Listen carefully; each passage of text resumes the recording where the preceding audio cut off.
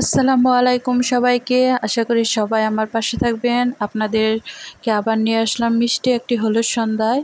তো এই তো আমরা হলুদ বাড়ি চলে গেছি। আমরা আসলে মামি শাশুড়ি হতে যাচ্ছি। তো ওইখানে যাওয়া দেখি যে সুন্দর সুন্দর ফলগুলো মিষ্টিগুলো সাজায় রাখছে, কিন্তু আমার ছেলে মেয়েদের তো লোভ সামলাচ্ছে না। রাইসাতে এক ফাঁকে খেয়েই দিল। আর এইদিকে কনের বোনদের ফটোশ্যুট চলতেছে, আর নিচে স্টেজের সামনে অনেক মেহমান ওয়েট করতেছে। আর এইদিকে বিরিয়ানি রান্না হচ্ছে, বিরিয়ানির অপেক্ষায় আসছি আমরা সবাই খাওয়া দাওয়ার, কিন্তু বিরিয়ানি হবার নাম নাই। তো এইদিকে যে বর পক্ষ থেকে কেক চলে আসছে। আর এই তো এখন খাওয়া দাওয়ার পালা, সবাই খেয়ে দিয়ে নেব, একটু খেয়ে মোটা তাজা হয়ে নেব। এই তো খাওয়ার পর্ব শেষ, সবাই বসে আছে মেয়ের জন্য।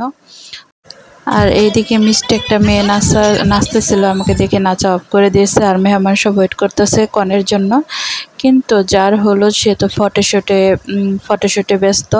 তো ক্যামেরাম্যানরা একবার এইভাবে না এইভাবে, আরেকবার এইভাবে, তো ক্যামেরা করেই যাচ্ছে নিচে মেহমানরা তো ওয়েট করেই যাচ্ছে, তো ওয়েট করেই যাচ্ছে। আর এদিকে মেয়েকে একবার এভাবে তাকাও, একবার ওইভাবে তাকাও, একবার ডান দিকে তাকাও, একবার বাঁ দিকে তাকাও বলে ছবি তুলেই যাচ্ছে। একবার তো আমি দেখতে পেলাম মেয়েকে ঘোরাচ্ছে চরকির মতন, তো ঘোরাচ্ছে। ঘুরতে ঘুরতে আমার মনে হয় পৃথিবী ঘুরিয়ে ফেলবে।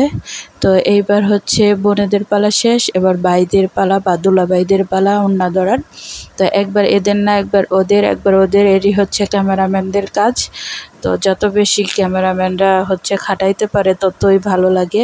এটা একবার সামনে আসছে, ঘোরান দিচ্ছে, হচ্ছে না, আবার পিছিয়ে যাও, আবার সামনে আসো। তো যাই হোক, অপেক্ষার পালা শেষ, কনেকে এবার নিচে নেওয়া হচ্ছে।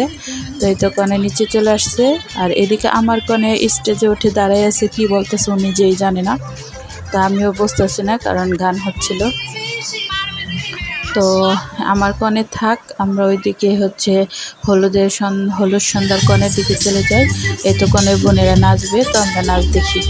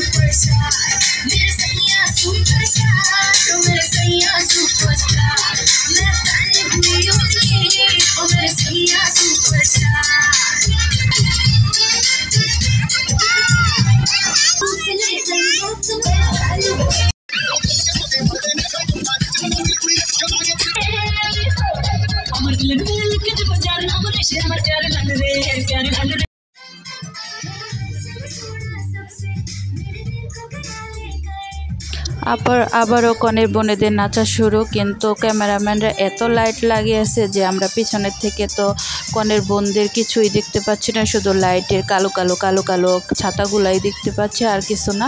তো কিছু করার নেই, ক্যামেরাম্যানরা শুধু নিজেরাই ফটো তুলবে আর ক্যামেরা করবে, পিছনের লোক চলাই যাক। পিছনের লোকের কোনো কাহিনীই নেই, পিছনের লোক কোনো ধরায় গুনতি নাই। এদিকে মেয়ের বাবা মা চলে আসলো, তারা মেয়েকে রাখি পরিয়ে দিচ্ছে আর হলুদ দিতে আসছে।